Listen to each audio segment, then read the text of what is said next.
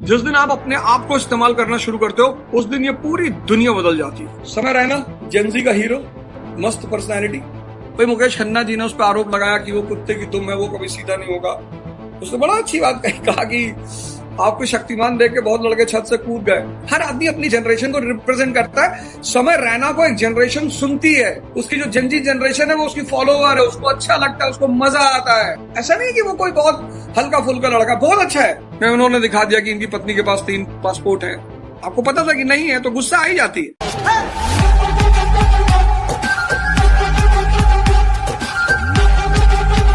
अपने बॉस से ज्यादा चमकने की कोशिश मत करना। कभी बॉस से श्रेष्ठ ना दिखे, शत्रुओं से काम लेना सीखे, अपने इरादे छिपा कर रखे। और हालांकि ये नियम बड़े मजेदार हैं, बड़े मस्त हैं, बहुत ही मस्त, पर अगर ध्यान साधना से जुड़ जाए फिर तो कमाल ही कर दे।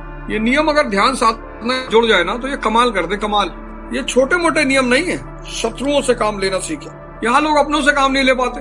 रॉबर्ट क्लाइव ने मरे हुए शाह आलम को इस्तेमाल कर लिया और शुजाउद्दौला जिंदा शाह आलम को इस्तेमाल नहीं कर पाया। बस यही फर्क है व्यक्ति व्यक्ति का। कुछ लोग तो इतने नाराज होते कहते हैं अब हम जिंदगी भर तुझसे बातें न करो। मत करो, परमानेंट थोड़ी रहना है। ऐसा थोड़ी कि आप परमानेंट रहोगे। तो मैं आपसे कह रहा हूँ, आप अपने मन को समझो और अपने समय को समझो। साधना शुरू करो और आप अपने भाग्य के रचयिता स्वयं हो जाओ। और फिर आपके ऊपर भी सीरीज बनेगी, मूवी बनेगी। आप भी मंच पे जाके कहानी सुनाना कि जो रोटी गाय को डाली जाती थी ना, मैं वो गाय वाली रोटी उठा के खा लेता था। फिर आपके साथ बहुत सारे लोग रोएंगे। संघर्ष is a mechanism to create the destiny of a person. चौथा नियम मैं आज आपको बता दूं, always say less than necessary. मतलब हमेशा जरूरत से कम बोले।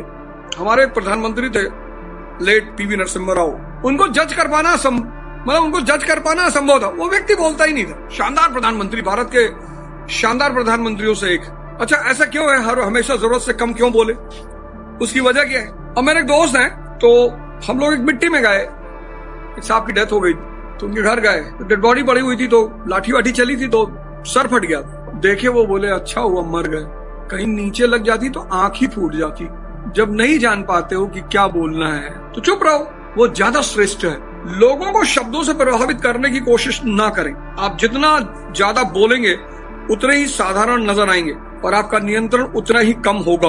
अगर आप अपनी बात को अस्पष्ट, गोलमोल और अजीब रखेंगे तो आपको नीरस बात भी मौलिक लगेगी। अगर आप अपनी बात को अस्पष्ट, गोलमोल और अजीब रखेंगे तो आपकी नीरस बात भी मौलिक लगेगी। सशक्त लोग कम बोलकर प्रभावित करते हैं और रौबदार दिखते हैं। इस बात की ज्यादा संभावना होती है कि ज्यादा बोलते समय आपके मुंह से कोई ना कोई मूर्खतापूर्ण बात निकल ही जाती है। क्यों? ज्यादा कौन बोलेगा? जो उत्तेजना में आ जाए। ज्यादा बोलना उत्तेजना का परिणाम है। इसलिए जिनकी बीपी हाई होती है ना, वो बहुत बोलते हैं। तो ज्यादा बोलना या तो उत्तेजना में आप बोल रहे हैं या आप क्रोध में बोल रहे हैं, और दोनों समय, दोनों सिचुएशन में बोलना खतरनाक हो सकता है। हेमंत विश्व शर्मा जी असम में चुनाव लड़ रहे, मुख्यमंत्री हैं, ठीक है। चुनाव में तो हम सब एक दूसरे के पक्ष विपक्ष बोलते ही है, कोई बड़ी बात नहीं। लेकिन देखो वो गुस्सा कर जाते हैं। बोले पवन खेड़ा को पवन पेड़ा बना दूंगा, पता नहीं कुछ बता रहे थे कैसे बनाऊंगा, वो भी बता रहे थे। उनको नहीं बोलना चाहिए। मुझे लगता है कि इलेक्शन के बाद एक बड़ा नेता होने के नाते उन्हें सार्वजनिक रूप से माफी मांगनी चाहिए। उसमें कोई नुकसान थोड़ी है, उसमें कोई नुकसान नहीं। हो जाता है उत्तेजना में, गुस्सा में, क्रोध में हो जाता है। उन्होंने दिखा दिया कि इनकी पत्नी के पास 3 पासपोर्ट है।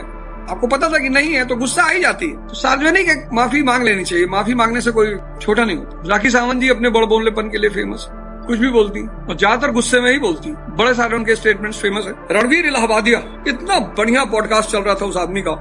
नॉलेजेबल आदमी है, अच्छा आदमी है।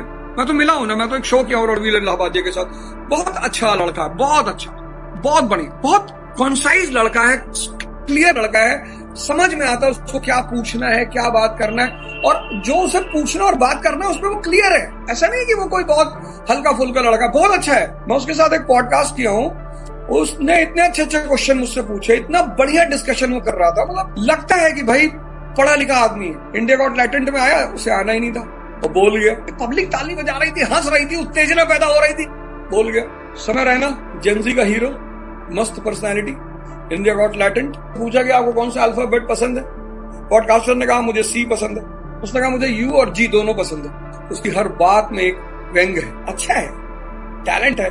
हर जनरेशन, कोई सुन रहा है तभी तो वो सुना रहा था, वो कोई ऐसा थोड़ी था कि अपराध कर रहा था। कोई बैठा था, कोई सुन रहा था, मॉब सुन रही थी, लोग मजा ले रहे थे, ताली बजा रहे थे। भाई मुकेश खन्ना जी ने उस पर आरोप लगाया कि वो कुत्ते की दुम है, वो कभी सीधा नहीं होगा। उसने बड़ा अच्छी बात कहा कि आपको शक्तिमान देख के बहुत लड़के छत से कूद गए, मर गए। तो मुकेश खन्ना जी इतने बढ़िया एक्टर हैं और इतनी बढ़िया वो उनका अदाकारी का जीवन इतना बढ़िया रहा है, नहीं कहना चाहिए कुत्ता वगैरह।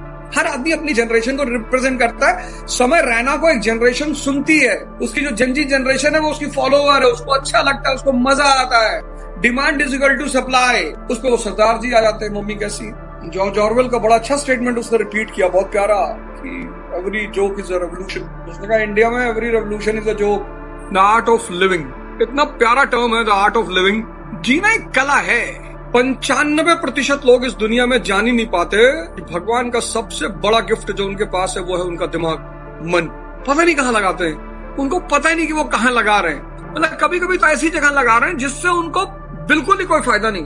राखी सावंत जी की शादी की चिंता कर रहे हैं, ठीक है, बेचारी कर लेंगी, उनका जब मजा मन आएगा तो कर ही लेंगी, क्या दिक्कत है, क्या जरूरत, क्या मतलब है। जिस दिन इंसान को यह पता चल जाता है कि भगवान का जो सबसे बड़ा गिफ्ट आपके पास है वो है आपका मन, और जिस दिन आप अपना शोषण शुरू करते हो, अपना जिस दिन आप अपने आप को इस्तेमाल करना शुरू करते हो, उस दिन ये पूरी दुनिया बदल जाती है। मन, समय, मन और समय, ये दो चीज जो समझ गया, लड़कपन खेल में खोया, जवानी नींद भर सोया, बुढ़ापा देख कर रोया, यही किस्सा पुराना है, सजन रे झूठ मत बोलो, खुदा के पास जाना है। मन और समय, 95% लोग समय को कीमती मानते ही नहीं। किसी बुजुर्ग आदमी से मिलो जिसकी उम्र 80 प्लस हो गई हो और जो बिस्तर पे पड़ा हो, बस दो चीज, मन और समय। तो जिस दिन आप मन को समझोगे और जब देखोगे यार मन तो फंक्शन सही नहीं कर रहा है, तो आप उसको सुधारने की कोशिश करोगे, वो ध्यान साधना की शुरुआत हो जाएगी।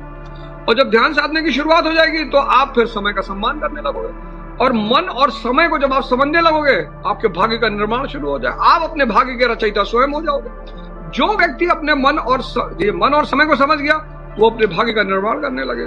फिर 10 साल बाद, 5 साल बाद वो कहानी सुनाएगा, मैं जो आम ठेले वाले फेंक देते थे ना, मैं उसको उठाकर खाता था। सारे व्यक्ति, जिनके स्त्री पुरुष जिनकी उपलब्धियां, सबके पास एक कहानी है, और वो होगी ही। मैं गुजरात कैडर का IPS है सैफिन हसन, उसके ऊपर शानदार मूवी बन सकती, बहुत शानदार, मतलब इतनी शानदार कि बताया नहीं जा सकता। 1825 में रूस का जो जार था, शासक निकोलस I, अनरेस्ट चल रहा था उसके समय में, विद्रोह चल रहा था, और विद्रोह इसलिए चल रहा था कि भाई इंडस्ट्रियल रेवोल्यूशन करो और नई इंफ्रास्ट्रक्चर बनाओ, और मतलब डेवलपमेंट के लिए विद्रोह चल रहा। उस विद्रोह का नेता था कोंद्रेटी रायलेव। जो विद्रोही नेता था वो कोंद्रेटी रायलेव था। पकड़ा गया वो, उसको फांसी हो गई। तो जब उसको फांसी दी गई तो उसकी रस्सी टूट गई, बच गया। अब पहले ऐसा होता था, अब तो खैर जब फांसी दी जाती तो लिखा जाता है हैंग टिल डेथ, मतलब जब तक मर ना जाए तब तक लटकाओ। तो अब रस्सी टूट जाएगी तो दोबारा रस्सी जोड़ के लटकाएंगे। लेकिन पहले जमाने में ऐसा होता था कि अगर रस्सी टूट गई या कोई ऐसी दुर्घटना घट गई तो उसे दैवीय संकेत माना जाता था कि भगवान की मर्जी, भाई इसको मत मानो। जब रस्सी टूट गई और कोंद्रेटी रायलेव बच गया तो उसने कहा, भीड़ से चिल्लाकर कहा, तुम लोगों ने देखा रूस वाले कोई भी काम ठीक तरह से नहीं कर सकते, उन्हें तो रस्सी बनानी भी नहीं आती। बच गए थे, चुपचाप घर चले जाते, भगवान को धन्यवाद देते। एक संदेशवाहक तत्काल यह खबर लेकर सम्राट के पास गया कि मृत्युदंड नहीं दिया जा सका। इस निराशाजनक खबर से चिंतित होने के बावजूद निकोलस प्रथम विद्रोही नेता रायलेव से माफीनामे पर हस्ताक्षर करने लगे कि भाई माफ कर दो, हमसे गलती हो गई। लेकिन तभी उन्होंने संदेशवाहक से पूछा कि क्या इस घटना के बाद रायलेव ने कुछ कहा था। उसने कहा हाँ कहा तो था। क्या कहा था? उसने कहा कि रूस वालों को तो रस्सी बनानी भी नहीं आती है। सम्राट ने माफीनामे को फाड़ते हुए कहा, अगर ऐसी बात है तो हम उसकी बात को गलत साबित करके दिखा देंगे। अगले दिन रायलेव को दोबारा फांसी के फंदे पर लटकाया गया और इस बार रस्सी नहीं टूटी। अति का भला न बोलना, अति की भली न चूप, अति का भला न गर्जना, अति की भली न धूप, अति का भला न बरसना, अति की भली न। अति किसी भी चीज की गलत है। आपके बॉस ने शिकार पर निशाना लगाया, गोली चलाई, शिकार बच गया तो आप ताली बजाइए कि क्या बचा के मारा है। आप निशाना लगा के मत मार के दिखाइए कि सर ऐसे निशाना लगाया जाता है। निकोलस फोहर्ट वाला हाल हो जाएगा आपका। ये गलती मत करिए। अपने इंटेंशन को किसी को मत बताइए, ये तो बहुत बड़ा सूचना। इस चक्कर में इतने सारे लोग परेशान हैं, बहुत परेशान, बहुत। हमारी मौसी कह रही थी तुम जिंदगी में कुछ नहीं कर पाओगे, सही तो कह रही है, इसमें बुरा मानने की क्या जरूरत है। कोई जिंदगी में कुछ नहीं कर पाता, परमात्मा जिससे जो करा ले। भाई हमारे स्कूल के टीचर थे फातिमा इंटर कॉलेज के, सब बोलते थे अवध हो जा, ज्यादातर बोलते थे अवध हो जा, कुछ नहीं कर पाओ, परमात्मा ने करा लिया। इसमें बुरा मानने की क्या जरूरत। बुआ के घर गए थे, पानी नहीं पूछी, कमिश्नर हो गए, प्रोटोकॉल चाहिए कि गृह मंत्री हो।